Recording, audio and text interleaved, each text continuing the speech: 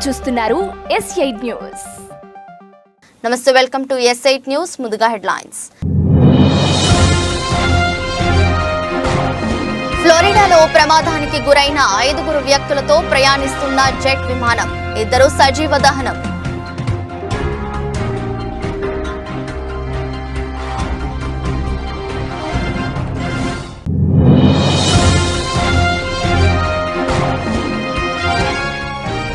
ఉత్తరాఖండ్లో కొనసాగుతున్న హింసాకాండ.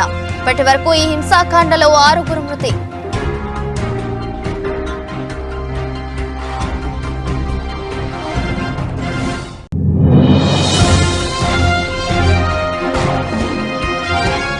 సభలో క్షమాపణలు చెప్పిన ఎంపీ జయా బచ్చన్. రాజ్యసభలో చైర్మన్ జగదీప్ ధన్ఖడ్ పై దూకుడుగా ప్రవర్తించిన జయా బచ్చన్.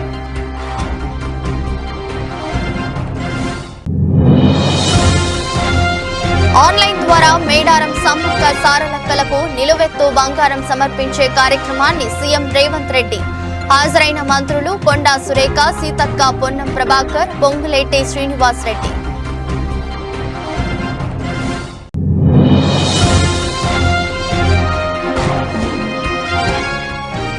చిరంజీవికి ఆతిథ్యమిచ్చిన గవర్నర్ దంపతులు.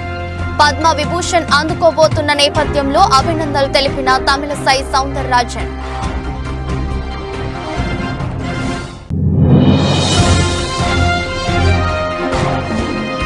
శుక్రవారం స్వల్ప లాభాల్లో ముగిసిన దేశీయ స్టాక్ మార్కెట్ సూచీలు 67.95 పాయింట్లు లాభపడి 21,785.90 వద్ద ముగిసిన Nifty.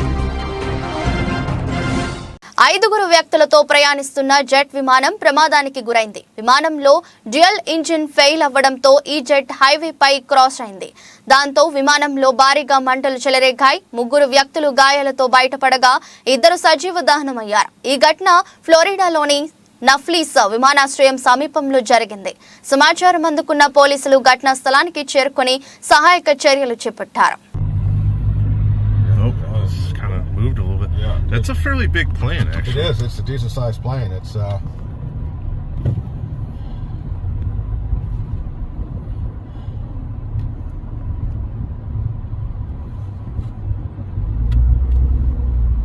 Somebody telling people to stay.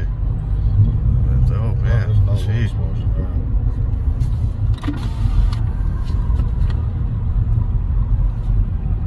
Oh, there goes the wing. Yeah, gee. You videotaping it? Yeah. అమెరికాలోని హవాయి రాష్ట్రంలో భారీ భూకంపం సంభవించింది. 6.3 తీవ్రతతో భూకంపం వచ్చిందని యుఎస్ జియోలాజికల్ సర్వే తెలిపింది. పహాలాకు 37 కిలోమీటర్ల దూరంలో మౌనాలోవాలో 2 కిలోమీటర్ల లోతులో భూకంప కేంద్రాన్ని గుర్తించారు. భారీ భూకంపం వల్ల కొన్ని భవనాలు కూలిపోయాయి. భయాందోళనకు గురైన ప్రజలు బయటకు పరుగులు తీశారు.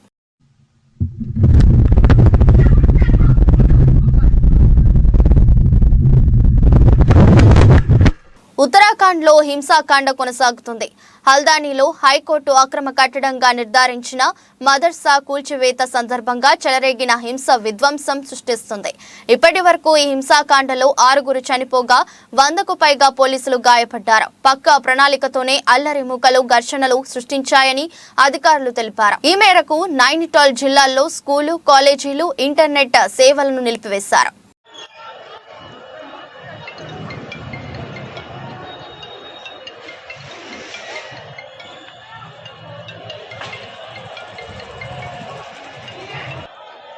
ऐसा है ना यार, देखो खाली लोइंदा मोइंदा आके हंगामा करते रहे ना भाई, ये है मतलब खाली अच्छा नहीं लगता ना यार। कोई हमें यार खुशी कोई है, तुम हमारे भाई लोगों को वो बात नहीं है।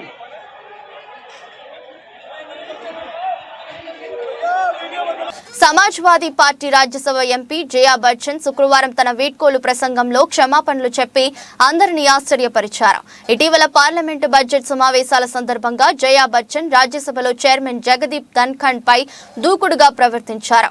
జయా బచ్చన్ తన వీడ్కోలు ప్రసంగంలో ఈ విషయాన్ని ప్రస్తావిస్తూ అసెంబ్లీలో ఎవరినైనా అలా ప్రవర్తించి ఉంటే క్షమాపణలు చెప్తున్నానని జయా బచ్చన్ వెల్లడించారు. मुझे हमेशा कुछ हमारे साथी बोलते हैं, आप इतना गुस्सा क्यों हो जाती? अब मेरा स्वभाव ऐसा है सर, मैं कैसे बदल दूं? जो चीज़ मुझे अच्छी नहीं लगती है और गलत है उसमें मैं गुस्सा कर जाती हूँ। अगर मैंने बुरी तरह से गुस्सा किया, अगर पर्सनली किसी के ऊपर मैंने कोई बुरी बात कही, उसके लिए मैं आप सबसे माफ़ी मांगती हूँ। और आप सबको, जितने भी लोग हैं इस हाउस में, जो प्रस्तुत हैं, जो बाहर हैं, जो रास्ते में हैं, सबको बहुत बहुत शुभकामनाएं देती हूँ। ईश्वर आपको लंबी उम्र दे और ईश्वर आपको इतनी ताकत दे कि इस हाउस को आप इर्रेलेवेंट न बनाएं। అసెంబ్లీ కమిటీ హాలులో ఆన్లైన్ ద్వారా మేడారం సమ్మక్క సారలక్కకు నిలువెత్తు బంగారం సమర్పించే కార్యక్రమాన్ని సీఎం రేవంత్ రెడ్డి ప్రారంభించారు. మేడారం జాతరకు వెళ్లలేని భక్తుల కోసం అమ్మవార్లకు ఇచ్చే నిలువెత్తు బంగారాన్ని సమర్పించే సదుపాయాన్ని ప్రభుత్వం కల్పించింది. ఈ కార్యక్రమానికి మంత్రులు కొండా సురేఖ, సీతక్క, పొన్నం ప్రభాకర్, పొంగులేటి శ్రీనివాసరెడ్డి, దామోదర రాజు నరసింహ, ఎమ్మెల్యేలు, ప్రభుత్వ ప్రధాన కార్యదర్శి శాంతి కుమారి, దేవాదాయ శాఖ కమిషనర్ అనిల్ కుమార్, ఇతర అధికారులు హాజరయ్యారు.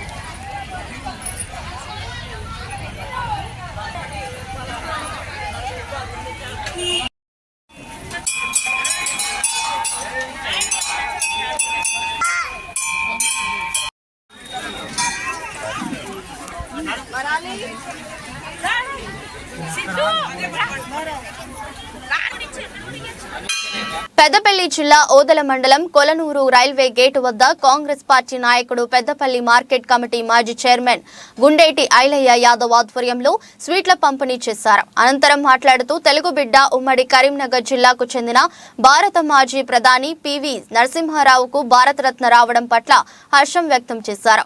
అదేవిధంగా అసెంబ్లీలో బడ్జెట్ సందర్భంగా 6 గ్యారంటీలలో భాగంగా తెలంగాణ సీఎం రేవంత్ రెడ్డి ఉద్యమకారుల మీద అరంగంట సేపు అసెంబ్లీలో మాట్లాడుతూ 80,000 పుస్తకాలు చదివిన కేసీఆర్ 10 సంవత్సరాలు అధికారంలో ఉండి ఏనాడు ఉద్యమకారుల ఊసే ఎత్తలేదు. కానీ నేను సీఎం అయిన తర్వాత ఉద్యమకారులను ఇచ్చిన వాగ్దానాలన్నీ నెరవేరుస్తానని, ఉద్యమకారులకు పెద్దన్నయ్య అండగా ఉంటారని తెలియజేసినందుకు హర్షం వ్యక్తం చేస్తూ స్వీట్లు పంపిణీ చేశారు. జై తెలంగాణ, జై విజయన్న నాయకత్వం, విజయన్న నాయకత్వం, జై తెలంగాణ, జై తెలంగాణ, రేవంత్ అన్న నాయకత్వం, రేవంత్ అన్న నాయకత్వం, రేవంత్ అన్న నాయకత్వం.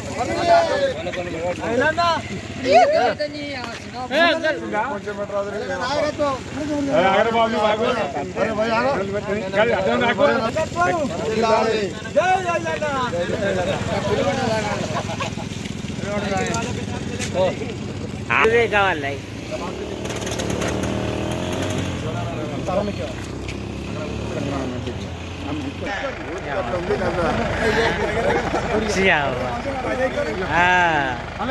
తలకాయలు ఖరాబ్ చేస్తారు.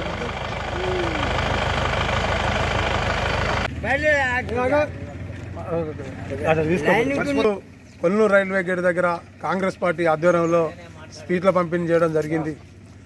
భారతదేశానికి కాంగ్రెస్ పార్టీ తరఫున దేశ ప్రధానిగా సేవలు అందించినటువంటి పివి నరసింహారావు గారి కృషి మరవలేంది. భారతదేశం అప్పులల్లా కష్ట పరిస్థితులలో ఉన్నప్పుడు రాజ్యాంగం రచించి మరి ధనిక రాష్ట్రంగా భారతదేశాన్ని మార్చి ఆ రోజులలో భారతదేశంలో పేరు తెచ్చుకున్న తెలుగు గొప్ప ప్రధాని కరీంనగర్, ఉమ్మడి కరీంనగర్ జిల్లా ముద్దుబిడ్డ పివి నరసింహారావు గారికి భారతరత్న రావడం పట్ల హర్షం వ్యక్తం చేస్తున్నాం. ఈరోజు అసెంబ్లీ సమావేశాలలో సీఎం యనమల రేవంత్ రెడ్డి గారు తెలంగాణ ఉద్యమకారులకు నేనేం చేసినా తక్కువనే, మరి 14 సంవత్సరాలు పోరాటం చేసి తెలంగాణ రాష్ట్రం ఏర్పాటు కోసం కృషి చేసిర్రు, వారి కృషి మరవలేదని చెప్పి మరి ఉద్యమకారులకు ఇవాళ అరగంట సేపు ఉద్యమకారుల గురించి మాట్లాడి నేను ఉద్యమకారులకు ఎన్నికలలో ఇచ్చిన హామీలు అన్నీ కూడా నెరవేరుస్తానని గొప్ప మాట చెప్పినందుకు యనమల రేవంత్ రెడ్డి గారికి అభినందనలు, హర్షం వ్యక్తం చేయడం జరుగుతూ ఉంది. మరి గత ప్రభుత్వంలో 10 సంవత్సరాలు సీఎంగా చేసిన కేసీఆర్ గారు ఏనాడు 80,000 పుస్తకాలు చదివినని చెప్పుకోను మాట వరకే కానీ ఏనాడు ఉద్యమకారుల గురించి పట్టించుకున్న పాపాన పోలేదు. కానీ సోనియా గాంధీ గారి నాయకత్వంలో మరి తెలంగాణ రాష్ట్ర ముఖ్యమంత్రి యనమల రేవంత్ రెడ్డి గారు మరి గొప్ప నిర్ణయం తీసుకున్నందుకు ఈరోజు హర్షం వ్యక్తం చేస్తూ సీట్లు పంపిణీ చేయడం జరిగింది. జై తెలంగాణ, జై కాంగ్రెస్. సూర్యాపేట జిల్లా కోదాడ నియోజకవర్గం ఖాతాదారుల శ్రేయస్సుకు సుధా బ్యాంక్ అధిక ప్రాధాన్యత ఇస్తుందని bank managing director Peddireddy Ganesh అన్నారు. శుక్రవారం బ్యాంకులో కోదాడకు చెందిన బూర్గుల లక్ష్మి 2022లో 4 లక్షల రూపాయల రుణం తీసుకుని చెల్లిస్తుండగా ఇటీవల అనారోగ్యంతో మృతి చెందింది. నాడు రుణం మంజూరు సమయంలో బ్యాంకు మేనేజ్మెంట్ మరియు మేనేజర్ ఖాతాదారుల శ్రేయస్సును దృష్టిలో పెట్టుకుని శ్రీరామ్ లైఫ్ ఇన్సూరెన్స్ బీమా సౌకర్యం కల్పించడం జరిగింది. మిగిలిన రుణం చెల్లించాల్సిన అవసరం లేకుండా ఇన్సూరెన్స్ సంస్థ నుండి మంజూరు అయిన 3,54,000 రూపాయల చెక్కును లక్ష్మి భర్త శ్రీనివాసరావుకు అందజేశారు. సుధా బ్యాంకు కల్పించే సేవలను ఖాతాదారులు సద్వినియోగం చేసుకోవాలన్నారు. ఈ కార్యక్రమంలో బ్యాంకు మేనేజర్ రవికుమార్ మరియు బ్యాంకు సిబ్బంది పాల్గొన్నారు. Sudha cooperative urban bank limited ఈరోజు కోదాడ బ్రాంచ్లో శ్రీరామ్ లైఫ్ ఇన్సూరెన్స్ ద్వారా వచ్చిన 3,56,000 రూపాయలు వారికి క్లెయిమ్ ఇవ్వడం జరిగింది. గతంలో బూర్గుల లక్ష్మి అనే మహిళ 4 లక్షల రూపాయలు రుణం తీసుకుని వారు అకాలంగా మరణం చెందడం ద్వారా మరి ఆ రోజు బ్యాంక్ మేనేజర్ చొరవతో ఇన్సూరెన్స్ చేయించడం వల్ల ఈరోజు వారి లోన్ అవుట్ స్టాండింగ్ అమౌంట్ ఏదైతే ఉందో 3,56,000 రూపాయలు ఆ అమౌంట్ని శ్రీరామ్ లైఫ్ ఇన్సూరెన్స్ ద్వారా వారికి బూర్గుల శ్రీనివాసరావు గారికి అందజేయడం జరిగింది. మరి ఈరోజు ఆ మహిళ బారోయర్ ఎవరైతే ఉన్నారో ఆవిడ అకాల మరణం ద్వారా మనం తీసుకురాలేకపోయినా ఆవిడని వారి మీద ఆధారపడిన వారికి మరి వారి కుటుంబ సభ్యులకి కొంత ఊరట, కొంత వెసులుబాటు కలిగి ఆ రుణం తీర్చాల్సిన బాధ్యత నుంచి వాళ్ళని మనం ఆదుకోవడం జరిగింది. అట్లాగే సుధా కోఆపరేటివ్ అర్బన్ బ్యాంక్ మొత్తం ఉమ్మడి నల్గొండ జిల్లాలో 6 బ్రాంచీలు కలిగి ఉండి దాదాపు 225 కోట్ల రూపాయల వ్యాపారం చేస్తూ మరి ఖాతాదారుల సేవల కోసం, మరి ఖాతాదారుల యొక్క ప్రయోజనాల కోసం ఇటువంటి ఎన్నో స్కీముల ద్వారా వారికి రుణాలు మంజూరు చేయడమే కాదు మరి వివిధ పథకాల ద్వారా వారికి ఎంతో చేయూతనిస్తూ జరిగింది. మరి ఖాతాదారుల యొక్క శ్రేయస్సే మా యొక్క ప్రధానమైన ధ్యేయంగా పనిచేస్తూ ముందుకు పోవాలి. అందుకు ఖాతాదారుల యొక్క ఓటాదారులు, ఖాతాదారుల యొక్క మద్దతు, వారి యొక్క సపోర్ట్ ఎంతో అవసరం అని చెప్పి మీ ద్వారా తెలియజేస్తున్నాను. చంద్రబాబు బీసీలను బ్యాక్వర్డ్ కాస్ట్ గానే పరిగణిస్తే అదే బీసీలను బ్యాక్ బోన్ కాస్ట్ గా చేసి నిరూపించి రాష్ట్రానికి వెన్నెముక బీసీలు మాత్రమే అని నినదించిన వైఎస్ఆర్ జగన్మోహన్ రెడ్డి నాయకత్వానికి మద్దతుగా తిరువూరు నియోజకవర్గంలోని 4 మండలాల బీసీ ముఖ్య నాయకులు తిరువూరు నియోజకవర్గం వైఎస్ఆర్ కాంగ్రెస్ పార్టీ ఇన్ఛార్జి నల్లగట్ల స్వామిదాస్ ని కలిసి అభినందనలు తెలియజేశారు. అందరూ మనుషులంతా ఒక్కటే అనే నినాదాన్ని ప్రజల్లోకి తీసుకెళ్ళాలి. అది కూడా దానికోసం కూడా మనంతా కృషి చేయాలి. మన సంఘాలు ఇప్పుడిప్పుడే ఎమర్జ్ అవుతున్నాయి. ఇంతకుముందు ఇంత చైతన్యం ఉండేది కాదు. దళిత బడుగు బలహీన వర్గాలు ఐకమత్యం ఉండేది కాదు. ఇప్పుడు మనం మార్చేటటువంటి పరిస్థితుల్లోకి వచ్చాం. మనకి ప్రెజర్ గ్రూప్గా తయారవుతున్న ప్రతి ఒక్కరు మన దగ్గరకు వస్తున్నారు. ఇదివరకంటే పెద్ద లెక్క వేసేవాళ్ళు కాదు. ఇప్పుడు మనని గౌరవిస్తున్నారు. అన్ని చోట్ల కూడా మన పక్క నియోజకవర్గంలో మరి చిన్న జడ్పీటీసీ తిరుపతిరావు అనే వ్యక్తికి సర్నాల తిరుపతిరావుకి యాదవ సామాజిక వర్గానికి చెందినటువంటి వ్యక్తికి ఇన్ఛార్జ్ ఇచ్చారు. రేపు ఎమ్మెల్యే కూడా ఆ క్యాండిడేట్ ఆయనే అవుతాడు. అందుకనే మీరు ఆలోచించండి, ఏ విధమైనటువంటి స్టెప్స్ చేస్తున్నారు, ఏ పార్టీలు ఏ విధంగా ముందుకు వస్తున్నాయి అనే ఎజెండాని మనం పరిశీలించి వాళ్ళ యాక్టివిటీస్ని కూడా పరిశీలించి జగనన్న మన బడుగు బలహీన వర్గాలకి ముఖ్యంగా బీసీలు. నిర్మల్ జిల్లా కేంద్రంలోని శ్రీ గండిరామన్న దత్త సాయిబాబా ఆలయం భక్తులతో కిటకిటలాడింది. ఉదయం నుంచి భక్తులు బాబాను దర్శించుకుని ప్రత్యేక పూజలు నిర్వహించారు. ఆలయ ట్రస్ట్ చైర్మన్ లక్కాడి జగన్మోహన్ రెడ్డి ఆధ్వర్యంలో జరిగిన ఈ పూజా కార్యక్రమాల్లో నిర్మల్ తో పాటు చుట్టుపక్కల గ్రామాలకు చెందిన సాయి భక్తులు పెద్ద సంఖ్యలో పాల్గొన్నారు. ఈ కార్యక్రమంలో సాయి దీక్ష సేవా సమితి సభ్యులు పాల్గొన్నారు.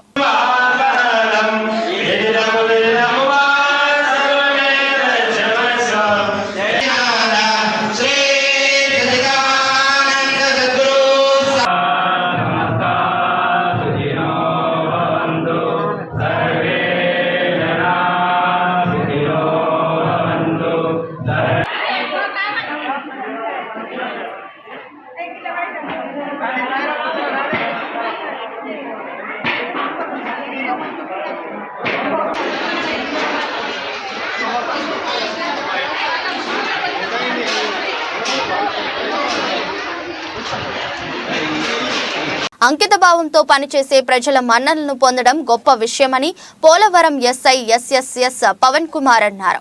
పోలవరం నుండి కృష్ణా జిల్లా చెల్లపల్లి బదిలీపై వెళ్లిన తహసీల్దార్ బి సుమతికి వీడ్కోలు సన్మాన కార్యక్రమం జరిగింది.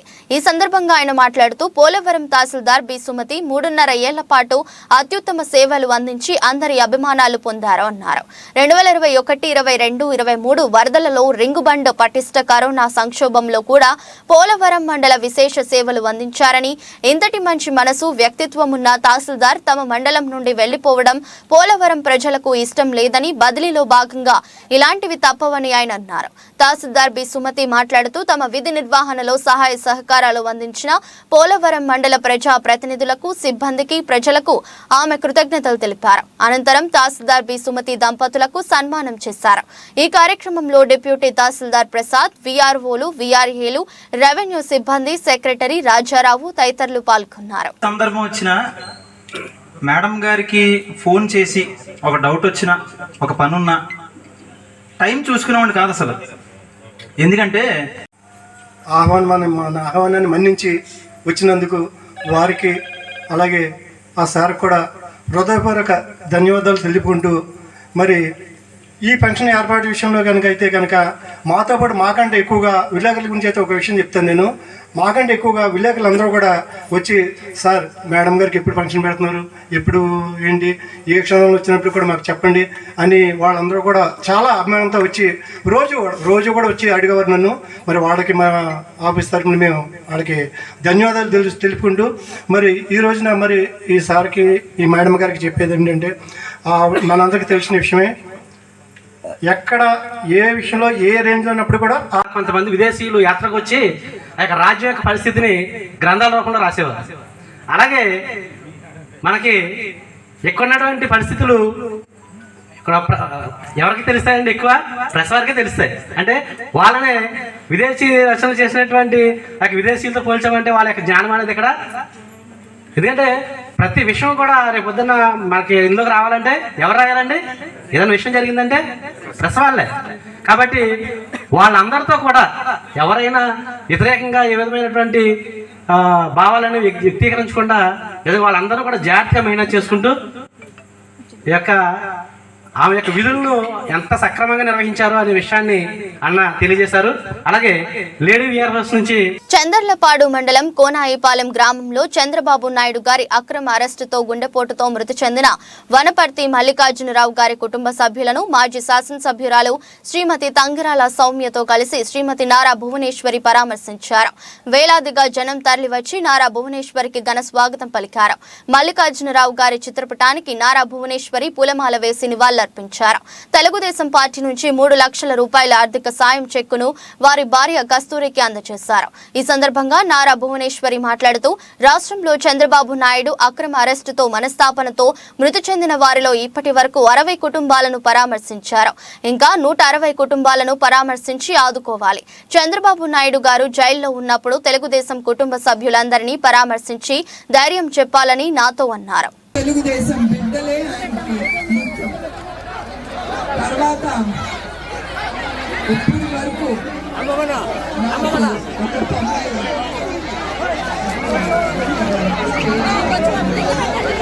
ఇప్పటిదాకా 90 కుటుంబాలని నేను కలిశాను. ఇంకా ఒక 160 కుటుంబాలు ఉన్నారు. నేను తప్పకుండా నా కర్తవ్యం నేను మర్చిపోను. మా బిడ్డల్ని ప్రతి ఒక్కళ్ళ ఇంటికి వెళ్ళి నేను కలుస్తాను. తర్వాత మీ అందరికీ తెలుసు 60 రోజులు 70 రోజులు మనం కురుక్షేత్రం ఎదుర్కొంటున్నాం.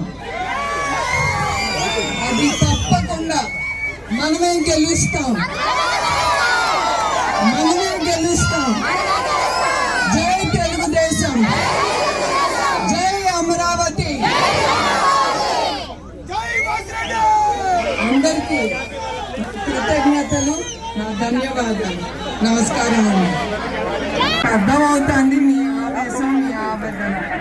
కొంచెం మీరు ఓర్పు పట్టాలి అందరూ.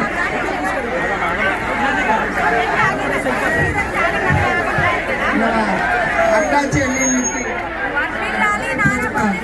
నమస్కారం.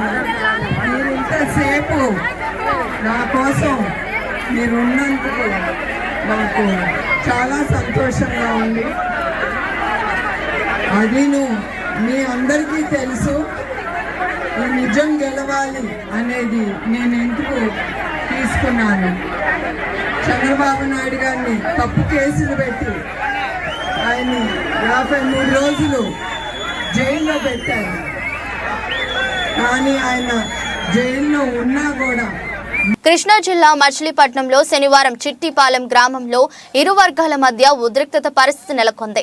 క్రిస్టియన్లకు కేటాయించిన బరియల్ గ్రౌండ్ కు వెళ్లే దారి సరిగ్గా లేక హిందువుల శ్మశాన వాటికలో ఖననం చేయాలని నిర్ణయించారు. కొంతమంది గ్రామస్తులు దానిని తీవ్రంగా వ్యతిరేకించారు. ఇరు వర్గాల మధ్య మాటల యుద్ధం ఏర్పడింది. సమాచారం అందుకున్న రూరల్ ఎస్ఐ ఇరు వర్గాలతో మాట్లాడి సమస్యను చాకచక్యంగా పరిష్కరించారు. బందర్ రూరల్ మండలంలోని చిట్టిపాలెం గ్రామంలో ఈరోజు సాయంత్రం శ్మశానానికి సంబంధించి హిందువులకి మరియు క్రిస్టియన్ల మధ్య ఖననం చేసే విషయంలో చిన్న వివాదం రైజ్ అయింది. దానికి సంబంధించి మాకు స్టేషన్కి ఫోన్ కాల్ రావడం వల్ల ఇమీడియట్గా మేము మా సిబ్బంది అంతా వచ్చాము. ఇక్కడ హిందువులకు సంబంధించి ఒక శ్మశాన వాటిక ఉంది. అదేవిధంగా క్రిస్టియన్లకు సంబంధించి వేరే కేటాయిస్తున్నారు రెవెన్యూ వాళ్ళు. వాళ్ళకి సరైన దారి లేకపోవడం వల్ల, వాళ్ళు చీకటి అవ్వడం వల్ల వాళ్ళు హిందూ దానిలోనే శ్మశానంలోనే ఖననం చేస్తామని చెప్పేసి రావడం వల్ల వాళ్ళు దాన్ని హిందువులు అడ్డుకున్నారు. దానికి సంబంధించి మేము ఇమీడియట్గా వచ్చేసి వాళ్ళ పెద్దలతో మాట్లాడాము. అదేవిధంగా రెవెన్యూ అథారిటీస్ ఏవైతే ఉన్నాయో దానికి సంబంధించి విఆర్ఓ గారు, ఆర్ఐ గారు, మా ఆర్పేట సిఐ గారు అందరూ వచ్చిన్నాం.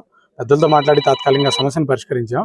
వాళ్ళు కేటాయించిన ఏదైతే క్రిస్టియన్లకి ఒక 30 సెంట్లు కేటాయించారు, ఇదే పంచాయతీలో కొంచెం దూరంగా కేటాయించారు. దానిలోనే ఖననం చేసుకోవడానికి సిద్ధమై వాళ్ళు అక్కడికి వెళ్ళిపోయారు. ఇప్పుడు ఎలాంటి వివాదం లేదండి. దీనికి శాశ్వతంగా రేపు ఎంఆర్ఓ గారు, తర్వాత గ్రామ పెద్దలు, మేము కూర్చొని పూర్తి స్థాయిలో దీనికి పరిష్కార మార్గం ఏర్పాటు చేస్తాము. ఎవరైతే దీనికి శ్మశానం దగ్గరికి వచ్చి తాళాలు పగలగొట్టారని చెప్తున్నారు, దాని మీద కూడా చట్ట ప్రకారం యాక్షన్ తీసుకుంటామండి. Thank you. ఏ కొండూరు మండలంలో కిడ్నీ మహమ్మారి సోకి బాధితులు పిట్టల రాలిపోతున్నారని ప్రభుత్వం కనీసం శుద్ధి చేసిన కృష్ణా జలాలు అందించడంలో పూర్తిగా విఫలం చెందిందని, బాధితులను వెంటనే ఆదుకోవాలని సిపిఐ ఎన్టీఆర్ జిల్లా కార్యదర్శి దోనేపూడి శంకర్ రాష్ట్ర ప్రభుత్వానికి డిమాండ్ చేశారు. శనివారం సిపిఐ ఏ కొండూరు మండల కమిటీ ఆధ్వర్యంలో మండలంలోని బాధిత ప్రాంతాల్లో సిపిఐ ప్రతినిధి బృందంతో పర్యటించారు. సమస్య ఆగమ్య గోచరంగా ఉన్నది. పెద్ద ఎత్తున ప్రభుత్వం వాగ్దానాలు చేసింది.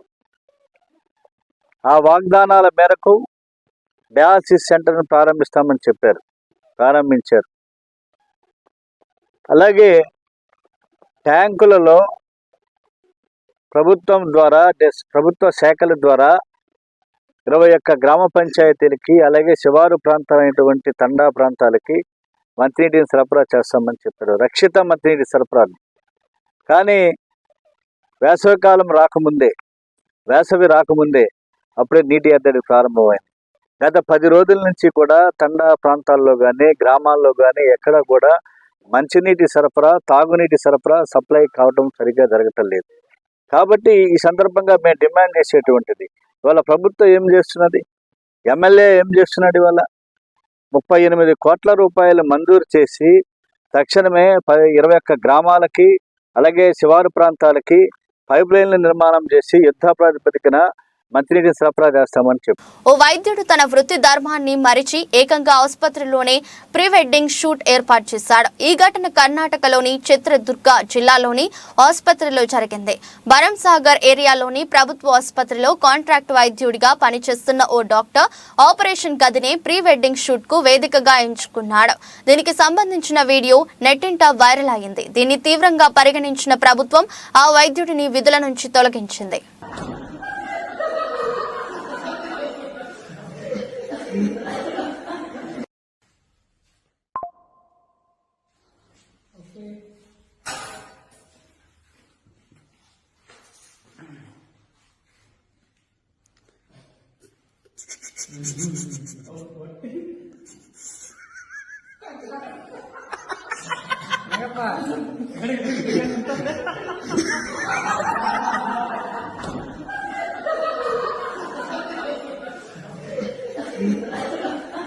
హైదరాబాద్ లోని రాజ్ భవన్ లో తెలంగాణ రాష్ట్ర గవర్నర్ తమిళసైని మెగాస్టార్ చిరంజీవి దంపతులు కలిశారు.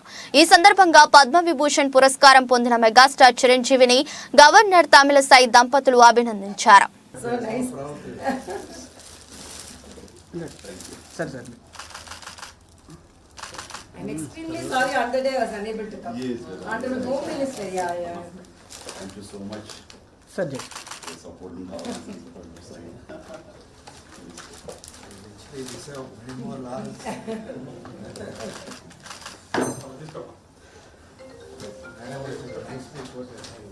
Beyond the screen, you have done so much.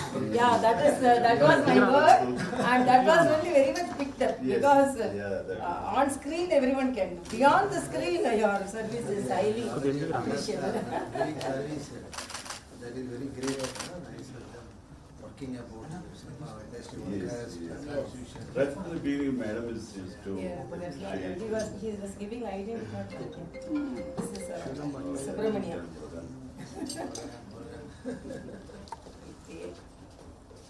Sir.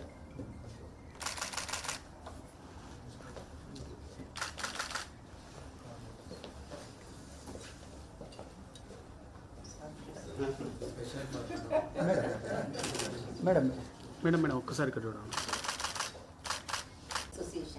Sovereigns to tell for Apollo. Yeah, she is radiologist. My son is a community medicine specialist. Daughter is a diabetologist. But they are true doctors. దేశీయ stock market సూచీలు శుక్రవారం స్వల్ప లాభాల్లో ముగిశాయి. సెన్సెక్స్ 167.04 పాయింట్లు పెరిగి 71,595.49 వద్ద, Nifty 67.95 పాయింట్లు లాభపడి 21,785.90 వద్ద ముగిశాయి. సెన్సెక్స్ ప్యాక్ నుంచి SBI, Sun Pharma, ICICI bank, Axis bank, Titan లాభపడగా M&M, Bharti Airtel, NTPC, Tata steel, Infosys నష్టపోయాయి. డాలర్తో పోలిస్తే రూపాయి మారకం విలువ 83.04గా ఉంది.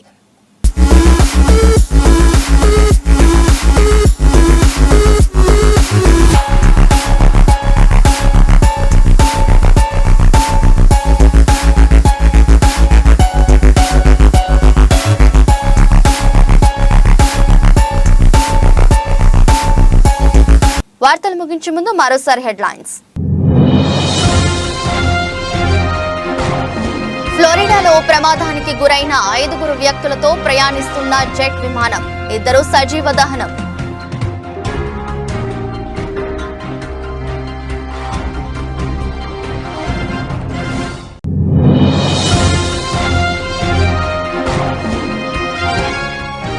ఉత్తరాఖండ్లో కొనసాగుతున్న హింసాకాండ, ఇప్పటి వరకు ఈ హింసాకాండలో 6 మృతి.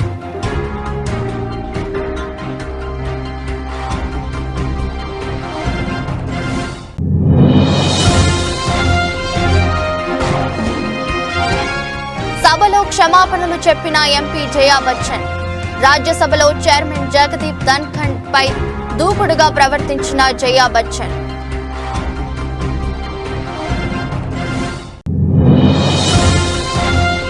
ఆన్లైన్ ద్వారా మేడారం సమ్మక్క సారలక్కలకు నిలువెత్తు బంగారం సమర్పించే కార్యక్రమాన్ని సీఎం రేవంత్ రెడ్డి, హాజరైన మంత్రులు కొండా సురేఖ, సీతక్క, పొన్నం ప్రభాకర్, పొంగులేటి శ్రీనివాస్ రెడ్డి.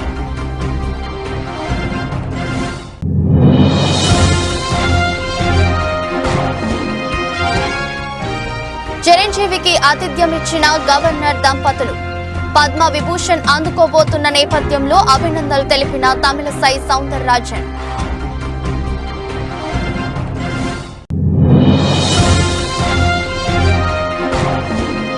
శుక్రవారం స్వల్ప లాభాల్లో ముగిసిన దేశీయ స్టాక్ మార్కెట్ సూచీలు 67.95 పాయింట్లు లాభపడి 21,785.90 వద్ద ముగిసిన నిఫ్టీ.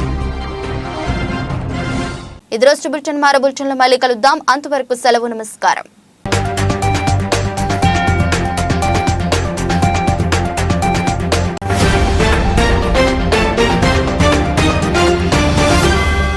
మీరు చూస్తున్నారు S8 న్యూస్.